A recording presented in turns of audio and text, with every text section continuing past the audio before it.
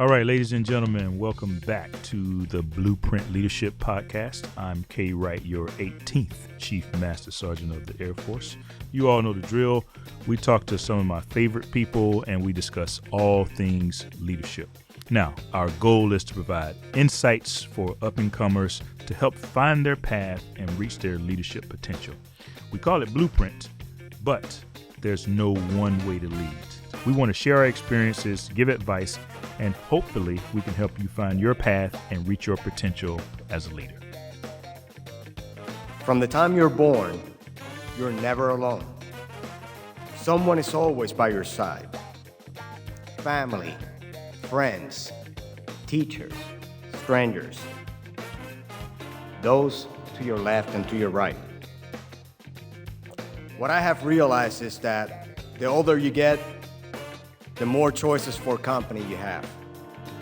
And those whom you choose as your company will shape the course of your life.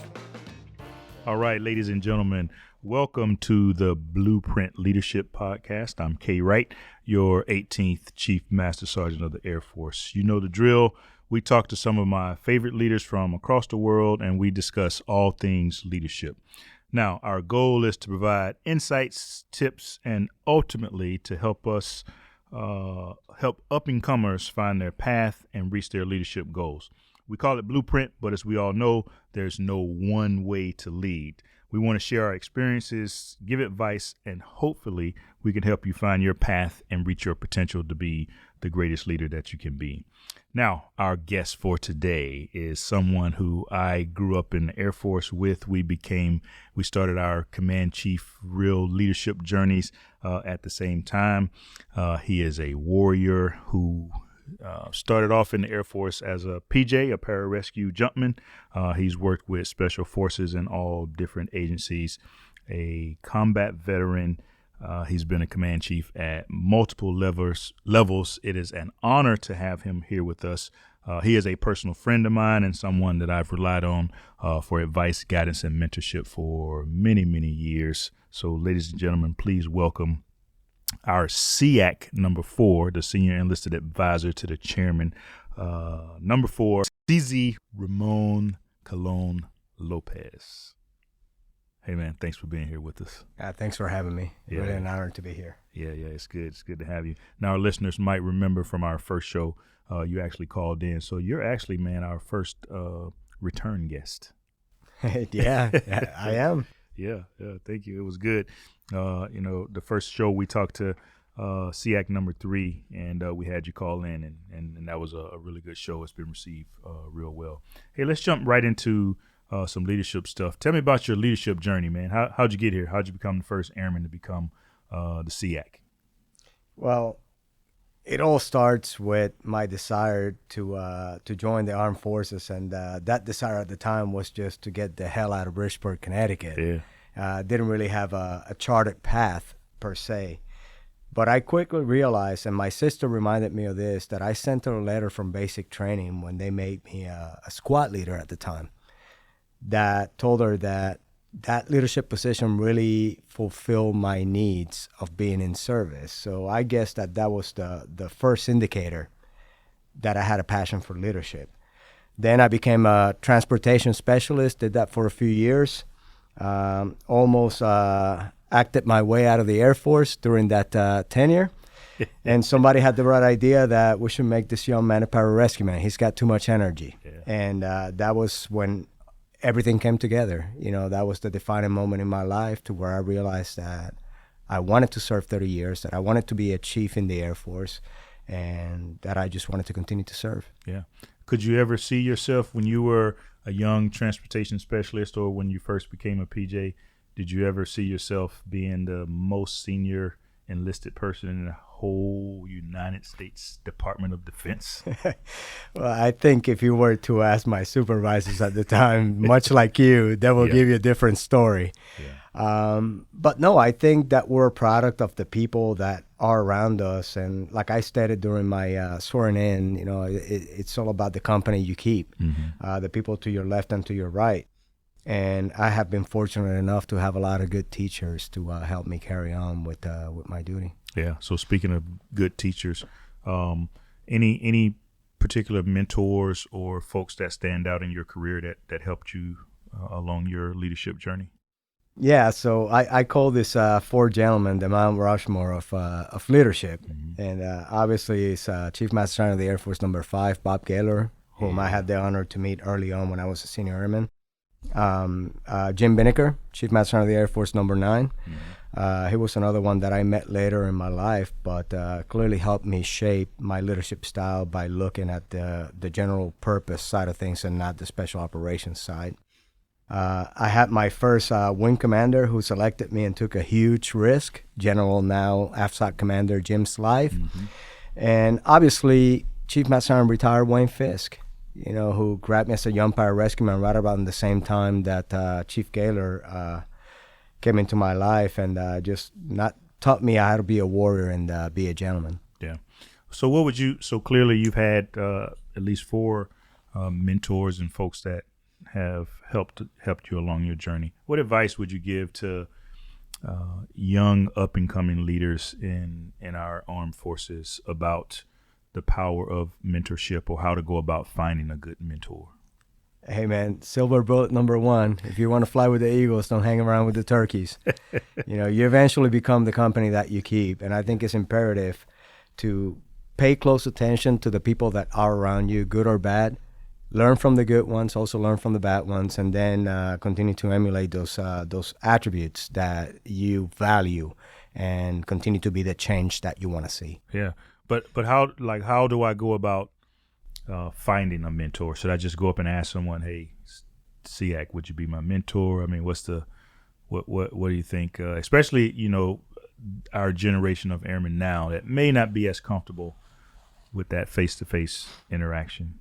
What would you recommend? Well, talking about the face-to-face interaction, I believe that, many people shy away from it. But one thing that I know for sure is that a lot of them are reading. They're reading posts, they're reading tweets, mm-hmm. They're reading content online. And if they read something from someone whom they want to learn more, I highly recommend that they reach out to them electronically if they want to. For me personally, I'm open to anyone contacting me, which happens on a daily basis. And that is because they either read something that I wrote in the past or they recently found out about, who I am by position or so on. But I've always kept the door open for that reason because the 4 gentlemen that I mentioned earlier, that's exactly what they did for me. And it's my time to pay it back. Dude, so first of all, nobody recently found out who you are. Everybody knows CC. But you did mention earlier Silver Bullet, and you mentioned just a second ago, people have read things that you've written, and so you're pretty famous for your leadership series titled Carnivore Leadership. And tell me, where does that come from, and what motivated you or got you writing about leadership in that way? How many episodes did you, or what do you call them? Volumes. Yeah. I did 5 of them. 5, yeah.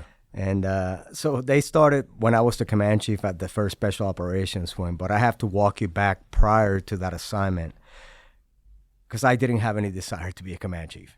And it just so happens that at an award ceremony, Chief Roy was talking to General Wooster, the AFSOC commander at the time, about the potential of getting some special tactics, now special warfare airmen in the command chief ranks. When he approached me and asked me, I basically told him to pack sand. I didn't have any interest in doing it. And you told Chief Roy that? Yes. The Chief Master Sergeant of the Air Force? Yes. Number 16? Number 16. Right. Fairly large man. Yeah. But, I had a relationship with him, so I was pretty comfortable talking to him. But he explained that, there's certain attributes from the special operations community that are much needed to be able to lead in combat today. And he was also concerned about what was going to happen 10 years from that date when it comes to the pressure on the force, because combat was going to continue to happen, and he had seen it during his tenure, which is something that you're dealing with right mm-hmm. now. But when he brought up that comment about we need something different when it comes to leadership, I went ahead and called the Mount Rushmore of leadership, and I asked their opinion. So I said, should I leave the pararescue ranks to become a command chief? And unanimously they said yes. you have to do this because Wayne Fisk specifically quoted Paul Airy, said, never pass up an opportunity to pay back the institution that made you who you are. Yeah. So Wayne told me you have to pay back the Air Force. So when I got in the seat, I had my initial conversation with General Slife, and we started talking about what was it that he needed to get done leadership-wise. And he's told several stories, which we will not get into in this podcast. But the one thing that he mentioned was that the airmen needed some different kind of motivation, and that this was a war-fighting wing, and I needed to go ahead and bring their focus back from the daily gripes and complaints to a wartime focus. When I met with some of our fellow chiefs, I got to see that it was pretty much, the mouthpiece of reading whatever the Chief Master Sergeant of the Air Force was putting out, whatever was in Air Force Times. And very few had original thoughts about things. And the other thing that I noticed is that few or none of them were talking about their candid personal, opinion or views on the subjects that were near and dear to the airmen. So I took a chance and I wrote the first one. And it was very positive feedback. It was like about time somebody starts talking from the trenches. So the second one came out at the time to where we were thinking about redoing the EPRs. And then the whole fitness issue came into play. So I started writing on the subjects that they had the most interest. And since I'm not a social media guy, I wasn't putting that on Facebook, or I think MySpace was. That was probably, yeah. But I decided to just put it in papers, and then I disseminated it to the wing. And then we had conversations about that to provide a little bit deeper context. But up to this date, I have airmen writing back saying, hey, can you tell me a little bit more about this paper, what you wrote?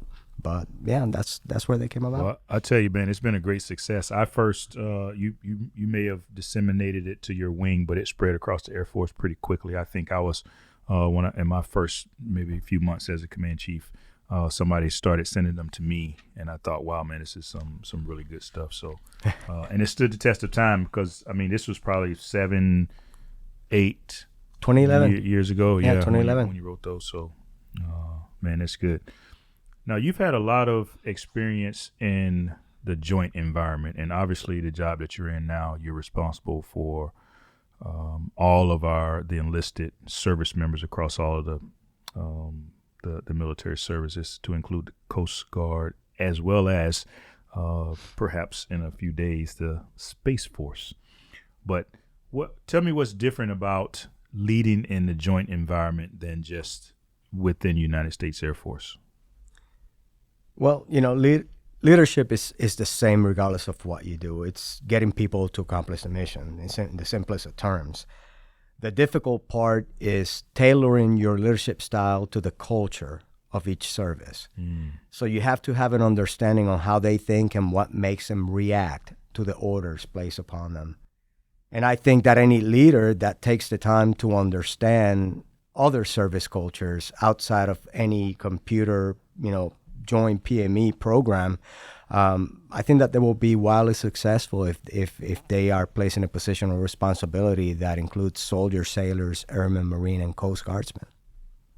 Yeah. What would you tell?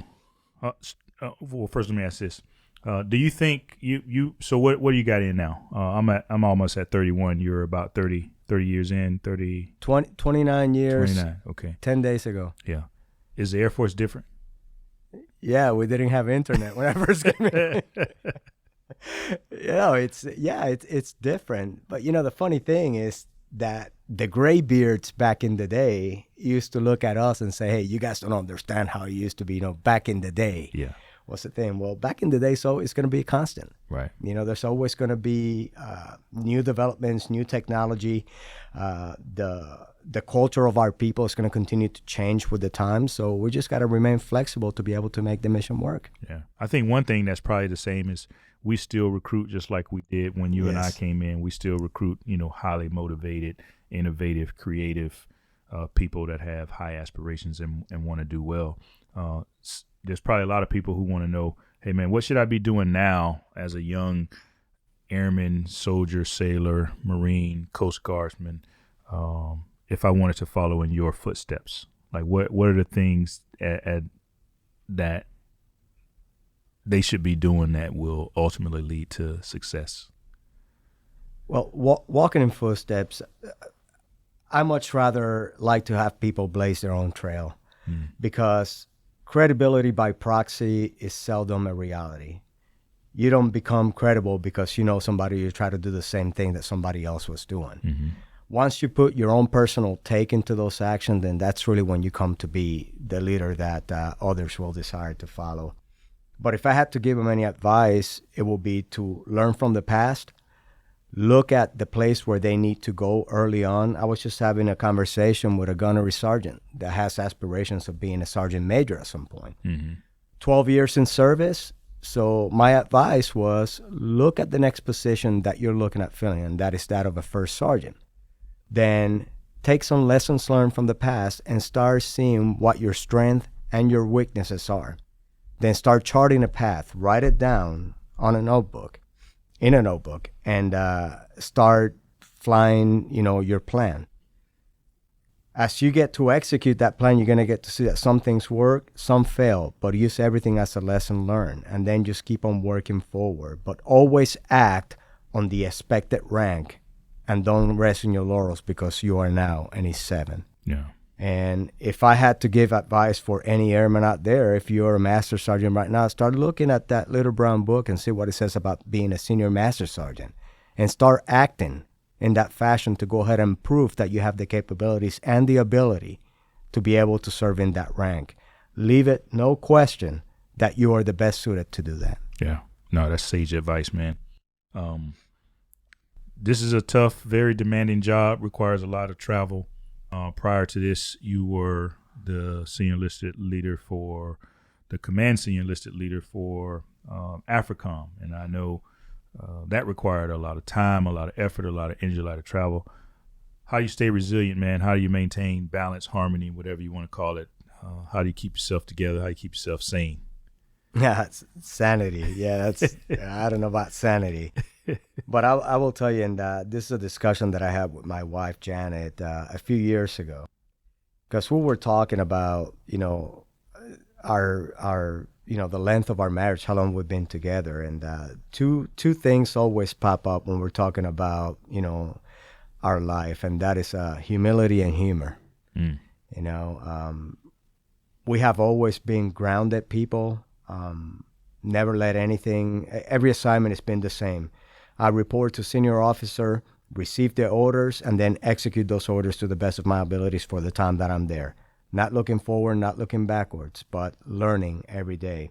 And then when things go wrong, even on the battlefield with my fellow airmen, soldiers, sailors, and Marines at some time, humor was a saving grace to everything that we did. We always found something to laugh about, even in the worst of times. But if I needed to pass any advice to anyone, how to stay resilient, those are two things that has helped me carry on with my life. I've watched that in action, man. We've been in several classes, meetings, we spend a lot of time together, and you always find a way to make us laugh, especially when we're arguing and fussing and fighting about something. What about, do you have a morning routine, man? What do you do? One of the things that I've learned over the years is, if you can master the mornings, then you can, nothing can guarantee success, but you can at least put yourself on a path to be successful throughout the rest of the day. Tell me about your morning routine. Well, so this is another conversation I have with my wife, that we have become the old folks now because we go to bed super early, but there's a reason for that. My day starts at 03:45. That's when the alarm clock goes off. I get up, pop a Red Bull, take some supplements, read my ZipperNet, catch up with the news that I missed the night before. By 05, I'm at the gym until 06:15. Come back, clean up, and then, by 7:15, I'm at the steps of the river entrance. Mm-hmm. And then the day goes on. Yeah. And then anything that happens throughout the day, it's just relative to the actions of that morning. If I do not PT, I'm cranky. Yeah. So I have to get my PT. It's just a habit that since I was a young airman, it's been ingrained in me. So if I don't do it, something is missing. But, it gives me the energies and the focus that I need to be able to function early in the morning. Yeah. So you're here at the steps of the Pentagon 715, and you got a lot of energy and a lot of focus. What things do you want to focus on as the next SEAC? Like what issues do you want to tackle during your time? So there are a lot of things that we need to get after in my conversation with the chairman, with General Milley. But global integration is a big piece. Mm-hmm. How we have the forces positioned to be able to react to any threat or to be able to attack. The National Defense Strategy line of effort number 2, building partnerships and attracting new partners, strengthening allies and attracting new partners. Mm-hmm. That is also a big focus because we know that we're not going to get after any conflict alone. We're going to have to rely on those partners.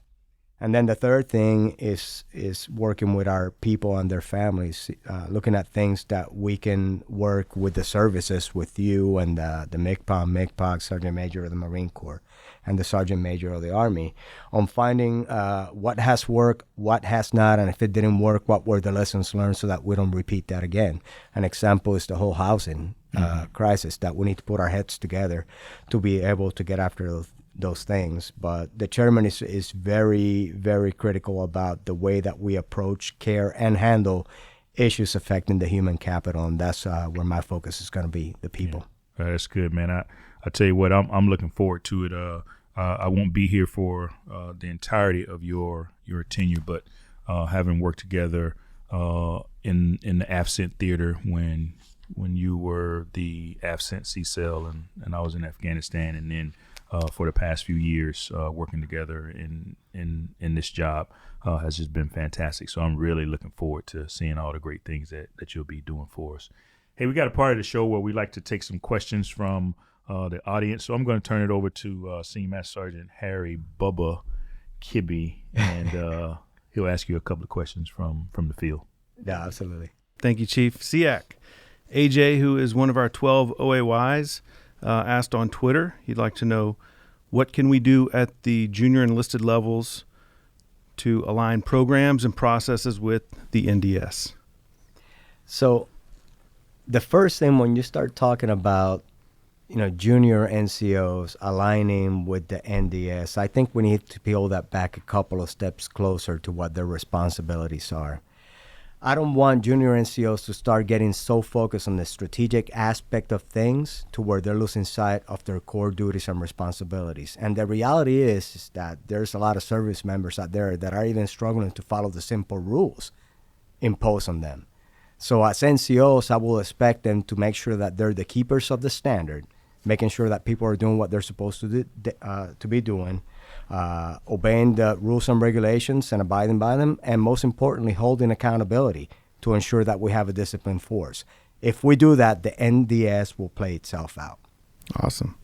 Perry asks kind of a similar question, and it's how early should NCOs start developing a strategic mindset? I think knowledge is pretty much open at any time in your career. If I needed to recommend 2 books for them to read if they want to know about strategy, is The Art of War, Sun Tzu, and also Clausewitz, learning about the art and science of strategy. The book is actually called On War. So read those 2 books. They can get a little bit dry at times, but just get past those few humps on the road, and you will come out with a pretty good understanding on what is it that it takes to create a strategy. But then I will urge them to go back to their units and start relating actions to what they read. There's nothing better than using education for action, not just knowledge. Nobody cares about hearing passages from Clausewitz's book. That's why I'm not quoting anything from it. Mm. But what I will tell you is that the actions taken based on what I learned from that has really helped me move along, understanding the strategic realm. Awesome. SEAC. Derek would like to know, what is your favorite or most rewarding assignment as a leader? As a leader, I have to say AFRICOM. I got to learn so much in that theater. And I think a lot of people fall in the same pitfall I did, correlating, all right, we got terrorists, it's just like Central Command, which is not. You get to deal a lot with poverty. You get to deal a lot with corrupt governments. I mean, there's a whole government approach that is necessary to take care of the issues in Africa. But the one thing that I say it was most rewarding is my interaction with the African partners. A lot of them just needed a little bit of guidance to go ahead and be empowered. And I think that we were able to achieve that because Chief Wright was there during the initial stages of our relationship building with them.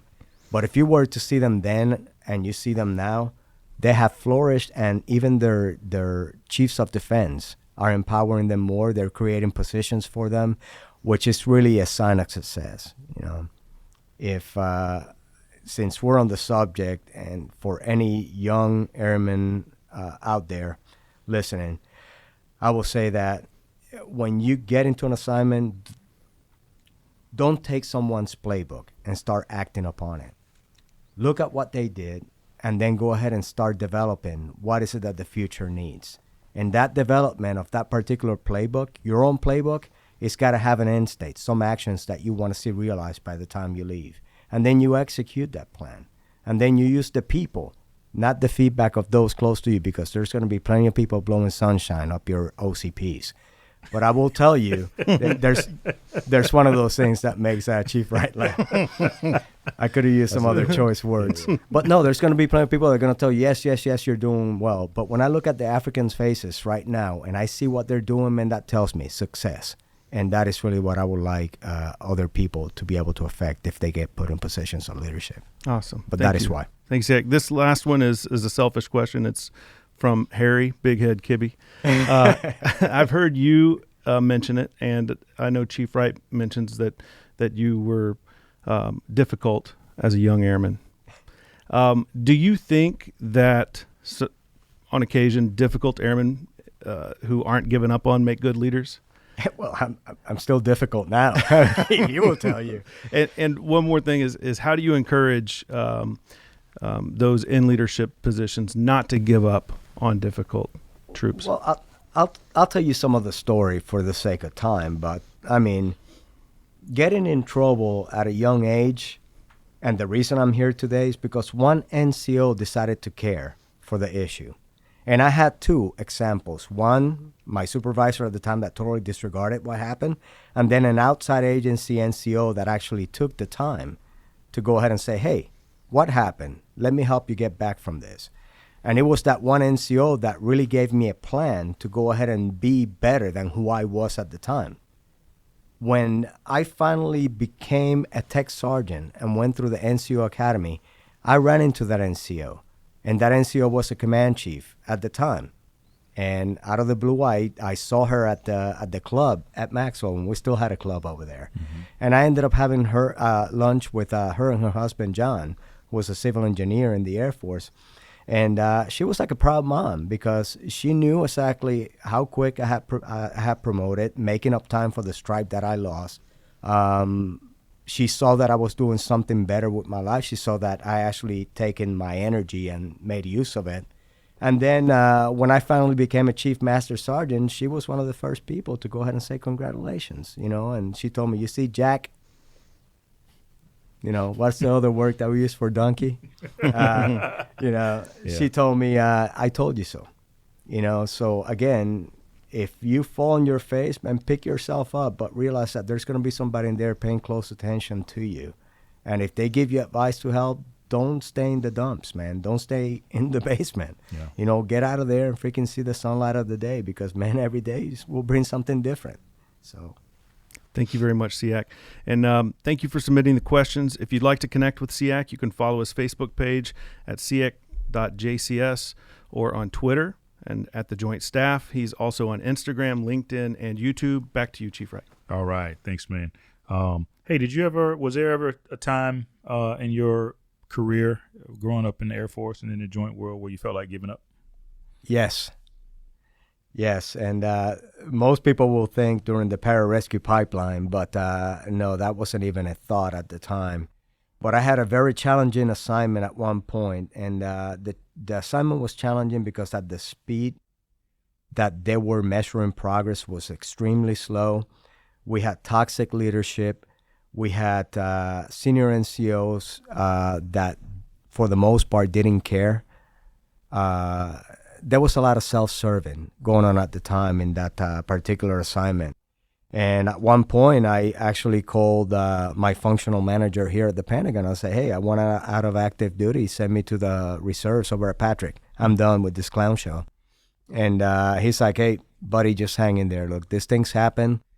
Just trust that somebody's got your back. And it is because I trusted that chief at the time that I decided to just go ahead and hold my ground. And, I'm glad I listened because things really did materialize. Yeah. But it was just a very, very difficult position. Man, I tell you, there's lots of, and I'll just speak for airmen right now, but there are lots of airmen out in our Air Force who are in that same position now. And you mentioned toxic leadership. So that's been a huge topic of discussion, not just on social media, but as I travel around the world and get to speak to young airmen and NCOs face to face. They point to some of the resiliency challenges, the low morale, the suicide, and some of the other things. One of the key things that they say is toxic leadership. What advice would you give to a young airman or NCO who is dealing with, at least in their opinion, who has to deal with a toxic leadership environment? What do you do? How do you make it through something like that? Well, I will tell them that it's all about accountability. If somebody's doing something wrong and they're that toxic, they got to be brought forward and be dealt with. I've always said it, you deserve what you tolerate. So if you let them keep doing that and making you feel belittled or, undervalued in your position, then you deserve it. Yeah. But if you decide to go ahead and stand up against them, and I'll say it in public right now in the podcast, you can always reach out to me at any time. Yeah. Ramón.Colón-López, @mail.mil. And if you have an issue and you want some advice, reach out to me, because the reason I'm here today is because one NCO took the time to go ahead and hear me out. And I will be ashamed if I didn't hear you out if you're having similar issues. Yeah. Well, if your exec is listening, they better create another mailbox for you, because you'll certainly start getting those. You speak from experience, right? Yeah. What about, so there's a couple other parts of this equation that I would ask you to address. One is the person that's being a toxic leader, and let's not even bother with them, because they probably are the ones who have this. Most people who are toxic don't really know it. But what about the chiefs and the commanders and the folks that are responsible for making sure that you have the right leaders in the right place and rooting out any, I always get this word, toxicity. Yeah. What would you say to those folks who have the power to either make the toxic leader better or remove him from the organization? Yeah, my message will be the same: accountability. I think a lot of the issues we have today regarding leadership is lack of accountability. Mm-hmm. I'm pretty sure that by that point, if you're talking about a wing command chief, a colonel, brigadier, they all know what the rules are. But often people turn the blind eye, either because that has been the norm for a while, that has been the culture of the organization, or clearly they just don't feel they have time to be dealing with that. And sometimes people shy from opening the proverbial can of worms because they got too much stuff to focus on. But my advice to them will be, if you're having problems with your people, you got to put everything else aside and focus on them, because without them, you will not get a damn thing done. Yeah. So pay close attention to your people and see what their needs are. And if they bring something forward, then act upon it and show them the results, that they're caring enough to go ahead and take care of the issues immediately. Yeah. Hey, I got a question for you, CZ.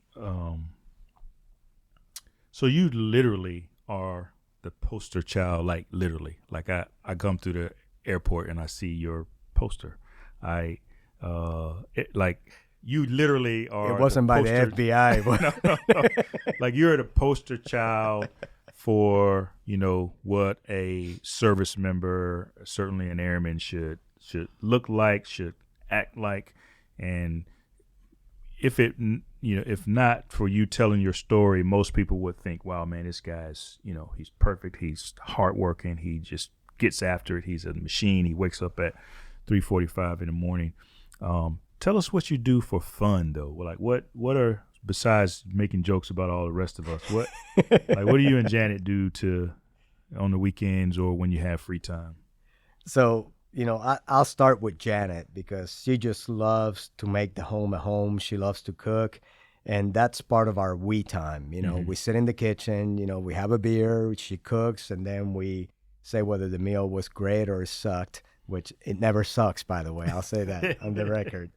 And we love being outdoors. Yeah. Very outdoorsy people. We love hiking. I obviously have a passion for mountaineering and mountain biking. And she just loves being out there with me. And she's a hunter. Like sometimes we'll be in a class. We were at Harvard, I think, in a class together. Yeah. And you showed me pictures of her. I don't know if she had killed a mountain lion or a bear or. Yeah. By the time this is done, she's gonna kill a freaking Sasquatch. But no, she's an avid hunter, and that is also her passion. So she's very ascetic when it comes to it. Every year during the rut, right around Halloween, she has her sabbatical where she goes for about 2.5 weeks, and she hunts during that time. And that is the time that is the respectful time of the year that you do not do anything with Janet. Right. She's out there hunting. But that passion, both of us understanding that, we love the outdoors and there's certain things that we like to do. Like she hates mountain biking, so she will not come out with me. And I just got out of the penalty box too, by the way, because I almost killed myself racing downhill. But we allow each other the time to do those kind of things, and but most of the time we're just spending time together. And then again, as you know, our time with them is very limited, so we maximize every opportunity that we get with them. Yeah, good. You mentioned 2 books to the audience on. Things that you recommended them reading for strategy. What about you? What are you reading these days? So right now, I'm doing my second read of a book called Let the Word Go Forth. Let the Word Go Forth, okay. By Ted Sorensen, who was President Kennedy's speechwriter. Okay. So what this book is about is the speeches and his dialogue letters from 1947 to 1963. And the book was written in 1991. But I've been a disciple of Kennedy's philosophy when it comes to engaging people in public speaking, writing, and so on. So I've always been studying the way that he did things. But that book, the reason I'm reading it for a second time now is because there's always a good leadership nugget in there in between the key words, beyond the do not ask what a country can do for you, the typical ones that people hear. But Let the Word Go Forth is one of those books to where people will find value. Yeah. So I think you got sworn in on Friday. You took your first trip on Saturday to the Army-Navy game. What about your first big trip beyond that? Where you going first? Who are the first service members you're gonna go visit? So the next big engagement that we have going on is the beginning of the year, and that is a USO tour. So we're gonna go out overseas to different places to go ahead and engage with all of the forces and some of our international partners.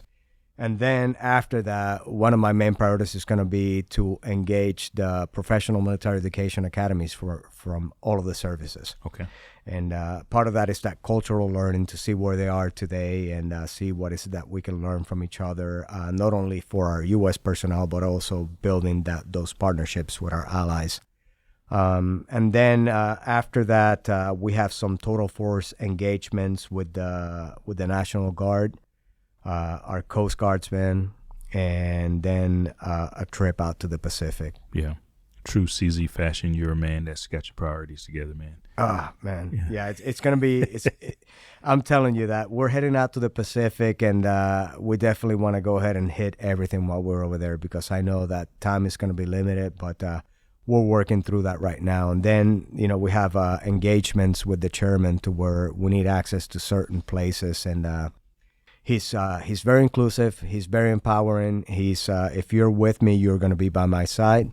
And he's also of the mindset that there's nothing between he and I. Yeah. He's like, if you need something from me, you come direct to me. Nobody in the staff will stop you, and you do whatever you need to do. I tell you what, man, that makes a huge difference. I have a very empowering boss just like that. Yes. So, again, I'm looking forward to all the great things. You mentioned that time is limited, so it's also limited for us. But I couldn't allow you to leave, man, without telling us of all of the things that's happening in the world. Lots of challenging stuff for us as leaders in the United States military. What keeps you up at night, brother? Well, getting up at 3:45 in the morning, nothing keeps me up at night. By 8 o'clock, I'm sunk out. Yeah. But something that is heavy on my heart and the back of my mind is our posture when it comes to helping people with traumatic issues, brain issues, psychological issues. And I go back to the conversation with Chief Roy at the time that he was concerned about the well-being of the force. And we're starting to see it, to see it right now. If you look at some of these young men and women that have been getting after it for some of them over 15 years, going back and forth, people in their 20th deployment. And that's going to take a toll because it's not natural. And when you're exposed to that much violence over a period of time, something is bound to go wrong. Yeah. And I definitely want to work with the services, with industry, and also with our allied partners to get to the best possible course of action to take care of them and make sure that that care doesn't stop when they leave service, that there's also some additional care once they depart, whether it's the VA or other agencies, to be able to go ahead and help them out.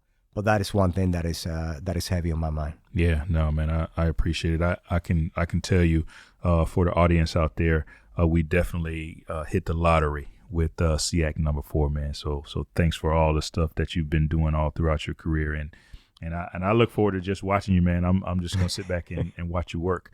I will give you one last opportunity, man, to any message that you want to leave to the team about leadership or life or any topic of your choice.